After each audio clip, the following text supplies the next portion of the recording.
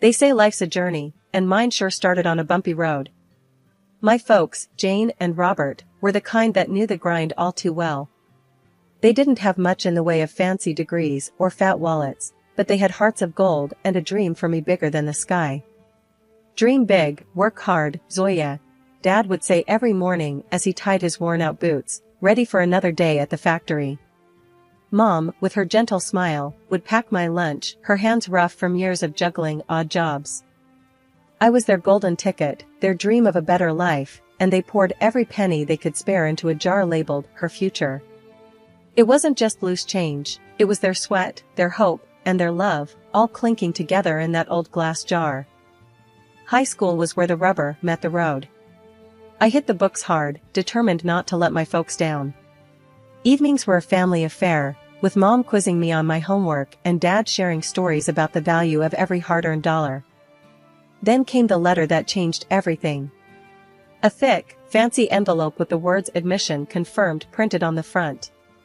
I'd made it into one of the top colleges to study financial analysis. The joy in our little house was palpable. Mom cried, Dad hugged me so tight I thought I might break, and that night, we had a celebration dinner, nothing fancy, just our favorite stew, but it tasted like victory. College life was a whole new world. I was a small fish in a big pond now, but I wasn't about to float, I was there to swim. To keep afloat financially, I started tutoring. It was during one of these sessions that I met Mike. He was a bit rough around the edges, always had his cap on backward, and seemed more interested in cracking jokes than cracking books. You know, you'd learn faster if you stopped trying to make me laugh all the time, I chided him during one of our sessions. Mike just grinned, that lopsided grin that I'd soon learn to love. And you'd be less stressed if you laughed a bit more. Balance, you know?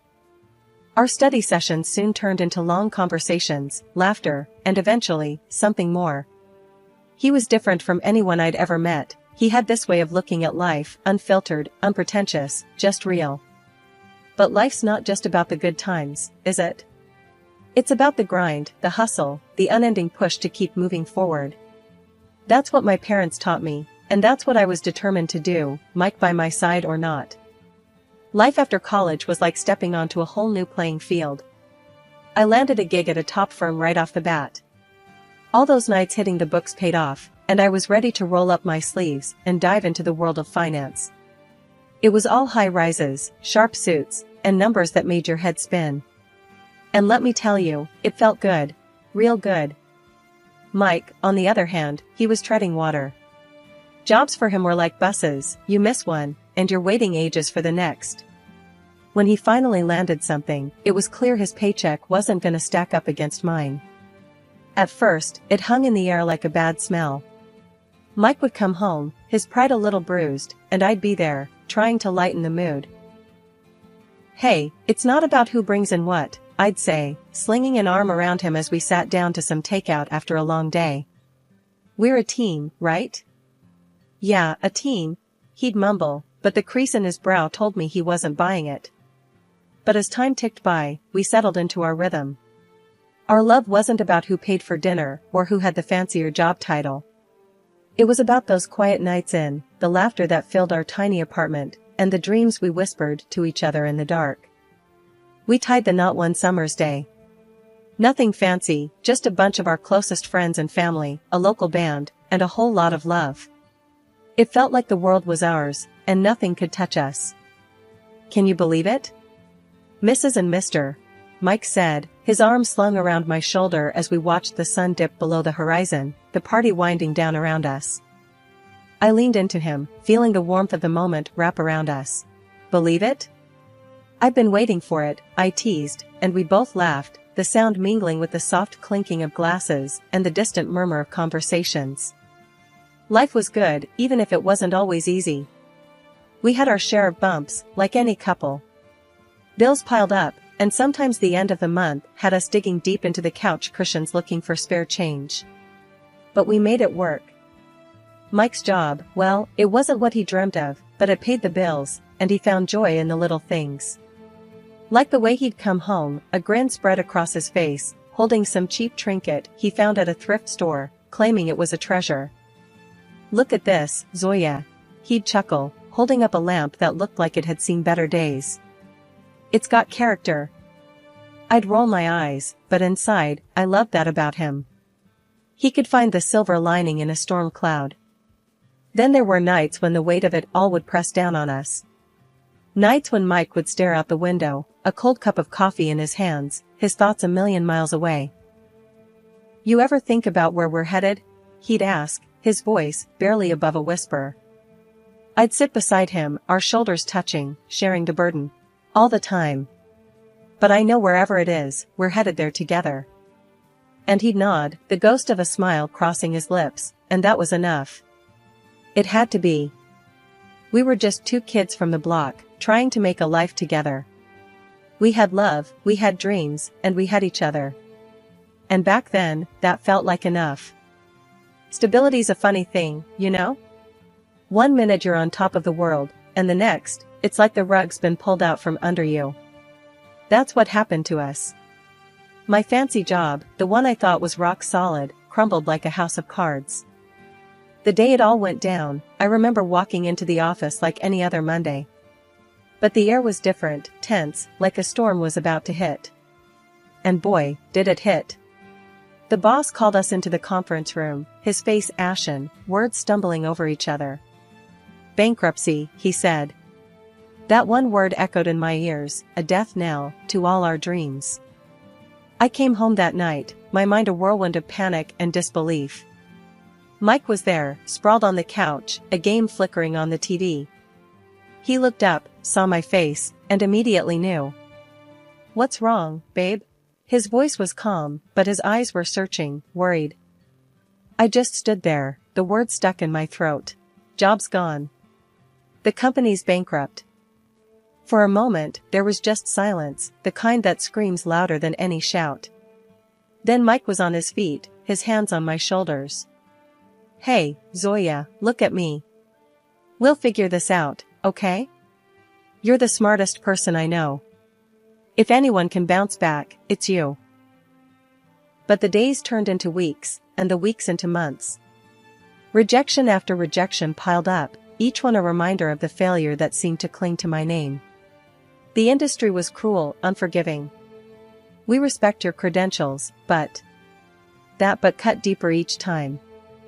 Mike did what he could, his paycheck barely enough to keep us afloat.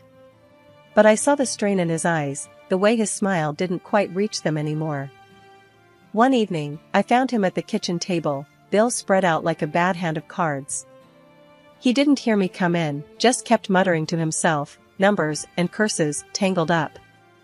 Mike? He looked up, his face drawn, tired. How did we get here, huh? Used to be we worried about what takeout to get, now it's about which bill can wait till next month. I sat down, took his hand. We knew life wasn't gonna be a straight road, right? We've hit a bump, a big one, but we'll get over it. Together. Mike shook his head, a bitter laugh escaping him. Together? Look at us. You're jobless, and I'm barely scraping by. This isn't what we signed up for. His words stung, a slap of reality I wasn't ready for. So what, you're saying I'm not trying? You think I like being stuck here, useless? No, that's not what I mean. He ran a hand through his hair, frustration etched in every line of his face. It's just hard, you know? Feels like no matter how hard I paddle, we're sinking. I wanted to say something, anything, to fix it, to make the hurt in his eyes go away. But the words wouldn't come. Instead, we sat there, together yet miles apart, the weight of our crumbling world pressing down on us. Betrayal, they say, cuts deeper than a knife. It's a wound that festers, a poison that spreads until everything you once held dear is tainted. That's what it felt like when Mike turned on me. It started with snide remarks, little jabs here and there. At first, I tried to brush it off, chalk it up to stress, to the pressure we were both under. But as the days dragged on, those jabs turned into full-blown attacks. Another day, another stack of rejection letters, huh? Mike's voice was harsh, nothing like the warm tones I fell in love with. I looked up from the pile of envelopes on the table, my heart sinking. I'm trying, Mike. You know I am. He snorted, a cold, mocking sound. Trying? What good is trying if it gets us nowhere? You know how much I'm stretching every dollar to keep us afloat here? I felt the sting of his words, the unfairness of it all burning in my chest. You think I don't know that? You think I like sitting here, feeling like a burden? A burden? Well, if the shoe fits. His words were a slap in the face, a confirmation of my worst fears. I stood up, my hands shaking. I can't believe this. After all we'd been through, this is how you talk to me? Mike's face was hard, unyielding. Face it, we're sinking and you're just dead weight. I'm done carrying you. That night was the longest of my life. I lay in bed, staring at the ceiling, the echoes of Mike's words haunting the silence. I thought about everything we had been through, all the dreams we had shared. And I realized that the man lying next to me, the man I had built my life with, was a stranger to me now. The final blow came a few days later. I came home to find Mike in the living room, but he wasn't alone. The woman with him was young, too young, with a smirk that made my blood boil. Oh, look who decided to grace us with her presence, Mike sneered as I stood frozen in the doorway. The woman giggled, a high, grating sound. Is this the famous wife? The one who can't hold down a job? I felt the room spin, my heart pounding in my ears. Mike, what is this? Mike stood up, his eyes cold. This is me moving on. I'm done with you, with this sham of a marriage. He threw a stack of papers at me, the word divorce glaring up at me in bold letters. Consider this your eviction notice too. I want you out. I looked from the papers to Mike, to the woman still smirking on the couch. I was numb, the pain too deep, too raw to comprehend. Without a word, I grabbed my coat and my bag, the life I had known slipping through my fingers like sand. Life has a funny way of kicking you when you're down, but it's also got a knack for throwing you a lifeline just when you're about to sink. That's what happened to me the day I wandered into Linda's salon, a place I used to frequent back in my better days. My mind was a mess, my heart in pieces. I must have looked a sight, sitting there on one of those plush chairs, staring blankly at the mirror, seeing a stranger looking back. Linda, with her keen eyes and kind heart, must have seen the storm brewing inside me. She approached, her step soft, her voice gentle. Honey, you look like you could use a friend, she said, her hand resting lightly on my shoulder. I looked up, met her gaze in the mirror, and before I knew it, the floodgates opened. Words poured out, raw and unfiltered, the story of my downfall, my betrayal, my brokenness. Linda listened, really listened, her nods and soft murmurs a balm to my battered soul. When I finally fell silent, she gave my hand a squeeze. You know, Zoya, she started, her tone thoughtful, I've been looking for someone to help me manage this place. Business is good, but it's getting too much for just me to handle. I blinked, her words not quite registering. Me? Manage a salon? But I'm a financial analyst, or at least, I was. I know nothing about running a beauty salon. Linda chuckled, a warm, rich sound. Oh, honey, skills can be taught, learned. But character, grit, determination, now those are things you either have or you don't. And you, my dear, have them in spades. I stared at her, the offer sinking in. It was crazy, totally left field. Me, running a salon? But then, what did I have to lose? My career was in tatters, my personal life a disaster. I don't know what to say, Linda. I stammered, my mind racing. Say you'll think about it, she suggested, her smile reassuring. No pressure. But I've got a good feeling about this, about you. And hey, it comes with a place to stay. The apartment upstairs is vacant, and I'd be happy to cut you a deal on the rent. I was floored. A job and a place to stay? It was more than I could have hoped for in my darkest hour. It was a chance, a lifeline, a glimmer of hope in the endless night. Linda, thank you. I'll think about it, I promise, I managed to say, my voice thick with unshed tears. She gave my hand another squeeze. Take your time, honey. But remember, sometimes the best opportunities are the ones we never saw coming. I left the salon that day with a lighter heart than I'd had in months. The road ahead was uncertain, scary even. But for the first time in a long while, I felt like maybe, just maybe, I wasn't alone in this fight. Starting over ain't easy, especially when you're building from scratch. But sometimes, life gives you a second shot, and you've just gotta grab it with both hands. That's what I did at Linda's salon. It was a world away from the high-flying finance scene, but it had its own rhythm, its own pulse. And before long, I found myself getting into the groove of it. Linda was more than a boss, she was a mentor, a friend. She showed me the ropes, from managing bookings to handling the most colorful of clients. I threw myself into the work, letting it consume me, heal me. One day, after closing, we sat down, a couple of cold drinks in hand, going over the accounts. The numbers were looking good, better than good.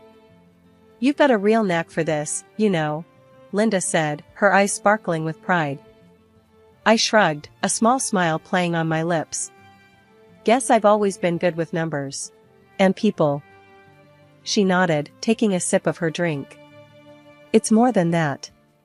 You've got vision, drive. You've turned this place around. Heck, you're pulling in clients like I've never seen before." I chuckled, the sound surprising even to myself. Well, desperate times call for desperate measures. I just figured, why not try something new? What did we have to lose? Linda's smile widened. "That's the spirit. And speaking of trying something new, I've been thinking." The way she trailed off, that twinkle in her eye, I knew she was onto something big. "Out with it, Linda. What's cooking in that brain of yours?" She leaned in, her voice dropping to an excited whisper. "Expansion. This place is just the start. I'm thinking a chain, a brand. And I want you in on it. As a partner." The words hit me like a bolt of lightning. A partner. Me. After everything that had crumbled, here was a chance to build something new, something mine. "Linda, are you sure? That's a huge step." She nodded, her gaze steady. "I've never been sure of anything. You're not just rebuilding your life, you're helping me build my dream. We're a team, and together, we're unstoppable." I took a deep breath, letting the weight of her words sink in. This was it, a new chapter, a new beginning. From the ashes of my old life, here I was, rising, stronger, fiercer. "All right, Linda. Let's do it. Let's build something amazing together." And we did. We worked hard, turning one salon into a chain of salons. Each new opening was a victory, a testament to our grit, our partnership. We were more than just a business, we were a force, a brand that stood for resilience, for beauty, for empowerment. Looking back, I couldn't believe how far I'd come. From the depths of despair to the heights of success. It wasn't just about the salons, the money, the recognition. It was about finding myself, my strength, my worth. The warm, inviting atmosphere of the salon buzzed with energy, a stark contrast to the cold, unforgiving streets outside. I was there, in my element, wrapping up Mrs. Jenkins' hairdo, her laughter mingling with the soft tunes playing in the background. The salon, my pride and joy, was more than just a business, it was a sanctuary, a testament to my journey.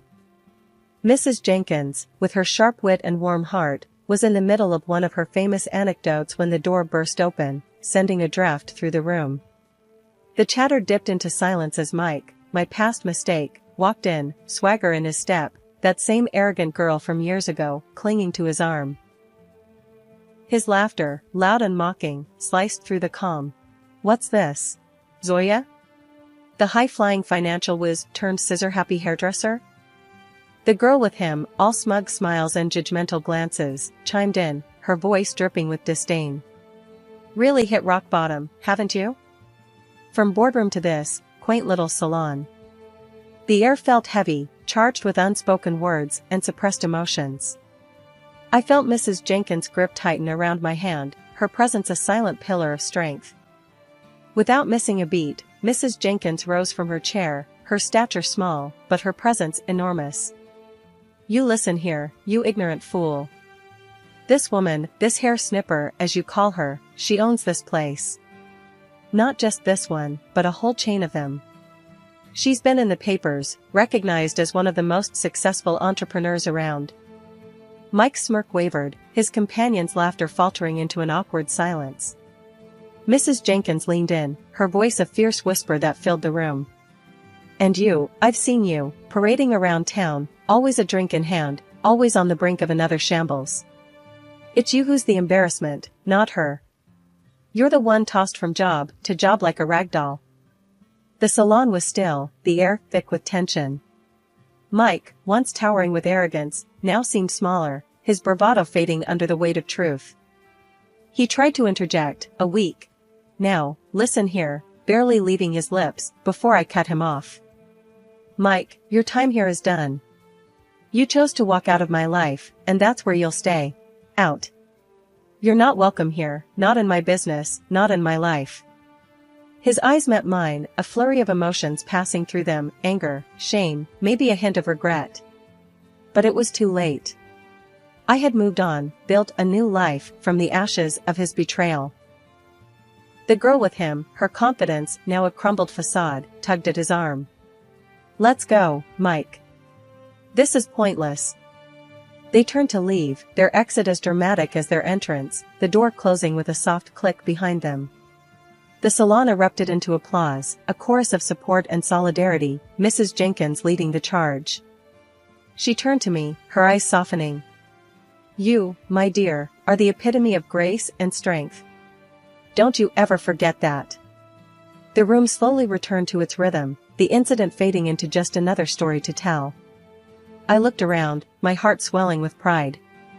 These walls, these people, were a part of my story, a narrative of resilience, of rebirth. After the door closed on that chapter of my life, the salon, my sanctuary, felt even more like a haven. Linda, ever the pillar of strength and wisdom, sidled up to me as I was tidying up for the day. Her smile was as warm as the sunshine peeking through the windows. "You did good today, real good," she said, her eyes twinkling with a mix of pride and mischief. I chuckled, shaking my head. "Good?